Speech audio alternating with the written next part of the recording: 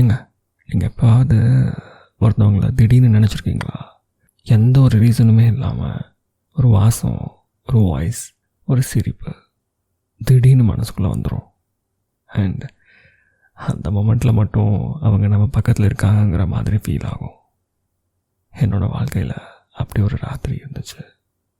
ஒரு ரோடு, சுற்றி இருட்டு, ஒரே ஒரு ஸ்ட்ரீட் லைட், அண்ட் அதுக்கு கீழே ஒரு அன்பு. நான் மறந்துட்ட ஒரு அன்பு திரும்பி வந்துச்சு. வணக்கம், நீங்கள் இணைஞ்சிருக்குது தமிழ் ஆடியோ கதைகள். நான் உங்கள் ஆர்ஜி ஹரீஷ். என் பேர் ரமேஷுங்க. சென்னையில் இருக்கேன். சொந்த ஊர் இல்லை, பட் வேலை இருக்குது, ரூம் இருக்குது, லைஃப் அப்படியே போயிட்டுருக்கு. வெளியே பார்த்தா எல்லாமே ஓகேயாக தான் தெரியும், ஆனால் உள்ள ஏதோ ஒன்று இல்லாத மாதிரி ஒரு ஃபீலிங் இருந்துச்சுங்க.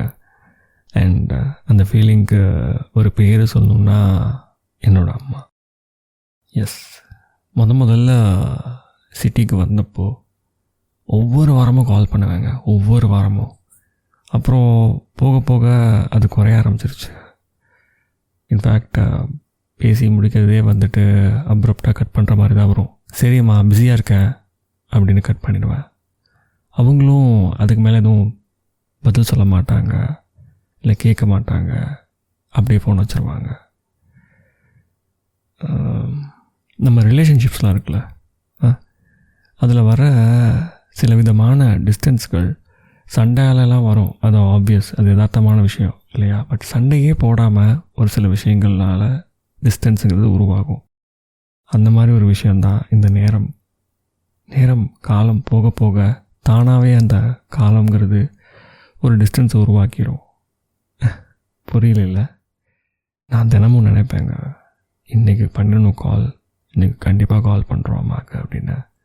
ஆனால் பண்ண மாட்டேன். சில நேரம் என் பாட்டி ஞாபகம் வருவாங்க, என் அம்மாவோட அம்மா. அவங்க போய் 10 வருஷம் ஆச்சுங்க. ஆனால் இன்றைக்கும் அவங்களோட குரல், அந்த சிரிச்ச முகம் அழியாமல் என் நெஞ்சில் இருக்குது. நான் உலகத்திலே ரொம்ப ஸ்பெஷல்னு என்னை ஃபீல் பண்ண வச்ச ஒரே ஜீவன் அவங்க தாங்க. உங்களுக்கு எப்படி? சரி, அந்த ராத்திரிக்கு வருவோம் வாங்க. அந்த ஒரு நாள் ரொம்ப நார்மலான வீக் டேங்க. ஆஃபீஸில் வேலையை முடிச்சுட்டு ராத்திரி 9:30-10 மணி இருக்கும். நான் போகிற வழி தான் வழக்கமாக 2 ஸ்ட்ரீட் லைட் தான் அந்த தெருவிலே எரியும். அதுலேயும் ஒன்று சரியாக எரியாது, பிளிங்க் பண்ணிகிட்டே தான் இருக்கும். நார்மலாக நான் போகிற வழியில் தான் அன்றைக்கும் போனேங்க. பட் அன்றைக்கி அந்த நல்லா எரியிற ஒரு லைட் இருக்குது சொன்னேன், இந்த 2 லைட்டில் அந்த லைட் எரியல. இந்த விட்டு எரியிற லைட்டு மட்டும் இருக்குல்ல, அது மட்டும் ஆனில் இருந்துச்சுங்க. ஸோ இருட்டு கொஞ்சம் ஜாஸ்தியாக ஃபீல் ஆச்சு. டயர்டாக வேலையை முடிச்சுட்டு என் கால் கடுக்க நடந்து போயிட்டு இருந்தாங்க. பட் மனசு வேறு எங்கேயோ இருந்துச்சு. அம்மாவுக்கு நாளைக்காச்சும் கால் பண்ணலான்னு நினச்சிக்கிட்டே நடந்தேன். திடீர்னு நான் நின்ட்டேங்க, ஏன்னு தெரில. கால் தானாக நின்றுச்சு, மனசும் தான். ஒரு செகண்ட் அந்த தெரு ரொம்ப அமைதியாகிடுச்சு. அந்த மாதிரி ஒரு ஃபீலிங். அந்த ஸ்ட்ரீட் லைட் ஒரு முறை மட்டும் 5 செகண்டுக்கு கண்டினியூஸாக ஆஃப் ஆகிடுச்சு. நான் அந்த லைட் போயிடுச்சுன்னு நினச்சேன். பட் 5 செகண்ட் கழிச்சு அந்த லைட் ஆன் ஆச்சு. அப்போ தான் பார்த்தேன், ஒரு பாட்டி அந்த நேரத்தில் தனியாக ரோடை க்ராஸ் பண்ண முயற்சி பண்ணிகிட்டு இருந்தாங்க. அவசரமே இல்லாமல் ரொம்ப சாந்தமாக, இந்த உலகத்தில் இருக்க எல்லா நேரமும் அவங்களுக்கே சொந்தம் அப்படிங்கிற மாதிரி. ஏதோ ஒரு விஷயம் என்னை அவங்க பக்கம் பார்க்க வச்சுச்சு. அவங்க சேலையா, இல்லை அவங்க நடக்கிற விதமாக, இல்லை அவங்களோட முகமாக, ஏதோ ரொம்ப பழக்கப்பட்ட முகம் போல் இருந்துச்சுங்க. ஆனால் என்னால் சரியாக இன்னுமுமே அந்த நாள், அந்த இரவை, அந்த பாட்டியை ப்ராப்பராக எக்ஸ்பிளைன் பண்ண முடியல. அவங்க ஃபுட்பாத்துக்கு வந்தாங்க, என் பக்கத்தில் நின்றுட்டு என்னை ஒரு 5 செகண்ட் பார்த்தாங்க. அதுக்கப்புறம் சிரித்தாங்க. அந்த சிரிப்பு ஒரு ஸ்ட்ரேஞ்சரோட ஸ்மைல் மாதிரி இல்லைங்க. இன்ஃபேக்ட் எங்கேயோ எப்போவோ பார்த்த மாதிரி ஒரு உணர்வு. அந்த யோசனை என் மனசுக்குள்ளே ஓட ஆரம்பிக்கிறதுக்குள்ளே அவங்க கேட்டாங்க, தம்பி கண்ணு சரியாக தெரியல, ராத்திரியில் இந்த பக்கம் போகணும், கூட வருவீங்களா நீங்கள்? அவ்வளோதான். நான் உடனே வாங்கன்னு சொல்லிட்டேன். நாங்கள் நடக்க ஆரம்பித்தோம். அவங்க லேசாக என்னோடய கையை பிடிச்சிக்கிட்டாங்க. ஒரு நம்பிக்கையில் அந்த கைப்பட்டதும் ரொம்ப நாளைக்கு அப்புறம் மனசு கொஞ்சம் அமைதியான ஒரு ஃபீலிங்குங்க. யாரோ நம்ம கூட இருக்காங்க, ஒன்றும் இல்லை, நிதானமாக சேஃபாக இருக்கணும் நம்ம லைஃப்பில் அப்படிங்கிற ஒரு ஒரு மன அமைதி, அந்த உணர்வு. நாங்கள் அதிகமாக பேசலை, ஆனால் அந்த சைலன்ஸ் கண்டிப்பாக பயமாகவே இல்லைங்க. ஏன்னா அந்த மாதிரி ஒரு ராத்திரி நேரத்தில் ஒரே ஒரு விட்டு விட்டு எறிகிற ஸ்ட்ரீட் லைட் திடீர்னு 5 செகண்ட் நிற்கிது ஆன். ஆனால் சுற்றி எல்லாம் காடு, அதுக்கு நடுவில் தான் போகுது இந்த ரோடு. ரொம்ப ரேண்டமாக ஒரு ஆள் வந்தால் எப்படி இருக்கும்? பட் அதான் சொன்னேன், எனக்கு பயமாக இல்லை. அந்த ஸ்மைல், அந்த சைலன்ஸ், சம்வாட் ஒரு கம்ஃபர்டபுளான ஒரு அமைதி. நாளைக்கு பேசலாம், மறுநாள் பார்க்கலாம் அப்படிங்கிற மாதிரி ஆல்ரெடி தெரிஞ்சவங்க கூட நம்ம கொஞ்ச நேரம் நடந்துட்டு ஃபீல் பண்ணுவோம்ல, அந்த ஒரு தருணம் என்னால் உணர முடிஞ்சிச்சு. கொஞ்சம் தூரத்துக்கு அப்புறம் க்ராஸ் பண்ணி அவங்கள அந்த பக்கம் கூட்டிகிட்டு போயிட்டேன். அவங்க என் கையை விட்டுட்டு திரும்பி ஒரு செகண்ட் பார்த்தாங்க. மீண்டும் அதே சிரிப்பு. அப்புறமா கேட்டாங்க, வீட்டில் எல்லோரும் நல்லா இருக்காங்களா? நான் உடனே ஆமாம் அப்படின்னு சத்தமாக சொல்லிட்டேன். ஆனால் அந்த வார்த்தை சொன்னதும் என் மனசுக்குள்ளே ஒரே ஒரு கேள்வி, உண்மையாலேவா? அவங்க மெதுவாக தலையாட்டிக்கிட்டாங்க. அதுக்கப்புறம் ஒன்று சொன்னாங்க, பாருங்க, அம்மா கிட்ட பேசு, அவ்வளோதான். கிளம்பிட்டாங்க.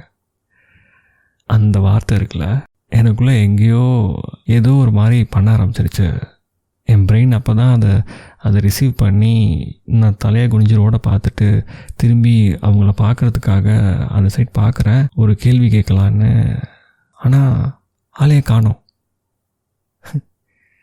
இன்னும் சரியாக சொல்லணுன்னா, அந்த விட்டு விட்டு எரிஞ்ச ஸ்ட்ரீட் லைட் திருப்பி ஒரு 5 செகண்ட்ஸ் நின்றுட்டு அதுக்கப்புறம் தான் ஆன் ஆச்சு. நான் திரும்பி பார்க்குறப்ப இவங்க இல்லை. அந்த தெருவே காலி.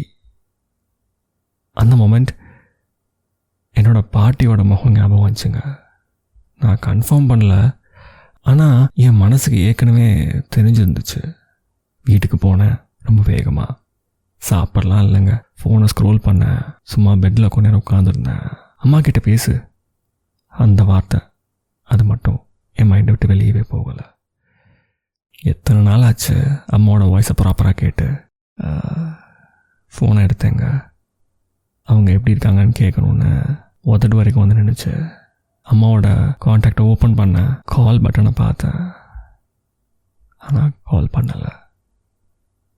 மனசு ரெடியாக இல்லைங்கிறது தான் நான் புரிஞ்சுக்கிட்டேன் அன்னைக்கு இரவு. பட் ரொம்ப நாளைக்கு அப்புறம் கண்டிப்பாக அம்மாவுக்கு நம்ம ஃபோன் பண்ணியே தின்னு இந்த கால் பட்டன்கிட்டே விரலை வச்சுக்கிட்டு ஃபோனை கையில் பிடிச்சிக்கிட்டு யோசனையிலேயே தூங்கிட்டேங்க அன்றைக்கி ராத்திரி. அடுத்த நாள் காலையில் ஃபோன் வைப்ரேட் ஆச்சு. வேலை சம்மந்தமாக வந்த மெசேஜில் அது அம்மா. அந்த நேரத்தில் யூஸ்வலாக அவங்க காலே பண்ண மாட்டாங்க. ஃபோனை எடுத்துட்டேன். ஹலோ. அவங்க கேட்ட முதல் கேள்வி, சாப்பிட்டியா தம்பி? அவ்வளவுதான். அந்த குரலை கேட்டதுக்கப்புறம் அந்த கேள்விக்கு பதில் சொல்ல ஒரு மாதிரி என் தொண்டை அடைச்ச மாதிரி ஆயிடுச்சு. ஒரு சில நிமிஷம் அமைதியாகவே இருந்தேன். எத்தனை நாள் ஆச்சு, இந்த வாய்ஸை நான் எவ்வளோ மிஸ் பண்ணியிருக்கேன். அந்த மொமெண்ட்டில் தாங்க எனக்கு அது ஃபீல் ஆச்சு. தினமுமே பிஸியாக இருந்தேன், தினமும் ஆஃபீஸ்க்கு போயிட்டு வந்தேன். ஆனால் இந்த வாய்ஸ் மட்டும் எங்கேயோ தொலைஞ்சு போயிடுச்சு என்னோடய வாழ்க்கையில். திருத்தம் தொலைஞ்சு போகலை, நான் தான் கேட்காம இருந்துட்டேன். இந்த எண்ணம்லாம் என் மனசுக்குள்ளே ஓடி முடிஞ்சு பதில் வருது என் வாயில். சாப்பிட்டேன் அம்மா அப்படின்னு. என்னோடய குரல் கொஞ்சம் பிரேக் ஆச்சு. ஆனால் அவங்க ரொம்ப சாதாரணமாக ஊரில் நடந்த விஷயம், என்ன சமைச்சாங்க இன்றைக்கி, இந்த மாதிரி சின்ன சின்ன விஷயங்கள் பகிர்ந்துக்கிட்டாங்க. நான் சும்மா கேட்டுட்டு சொல்லிக்கிட்டு இருந்தேங்க. வேறு எதையுமே நான் பார்க்கல. ஃபோனை கீழே வச்சுட்டேன். இயர்ஃபோனில் ஜஸ்ட்டு அவங்க பேசுறது மட்டும் கேட்டுக்கிட்டே இருந்தேன். கால் முடிகிறப்போ சொன்னாங்க, நேரம் கிடைக்கும்போது வாப்பா, ரொம்ப நாள் ஆச்சு உன்னை பார்த்து. அதுக்கு இமீடியட்டாக என் வாயிலேருந்து வந்த பதில், வருவேம்மா கண்டிப்பாக. இந்த தடவை அந்த வார்த்தைக்கு அர்த்தம் இருந்துச்சு. ஃபோனை வச்சதுக்கப்புறம் கேலரி ஓப்பன் பண்ணி பழைய ஃபோட்டோஸ்லாம் ஸ்க்ரோல் பண்ண ஆரம்பித்தேங்க. என் பாட்டி இருக்காங்களே, அவங்க ஃபோட்டோ கிடச்சிச்சு. பார்த்துக்கிட்டே இருந்தேன். அவங்க கூட எடுத்த செல்ஃபி. நான் இன்றைக்கி கன்ஃபார்ம் பண்ணலை அந்த ராத்திரி யார் வந்தாங்க அப்படின்னு ப்ரூவ் பண்ணவும் நான் நினைக்கலைங்க.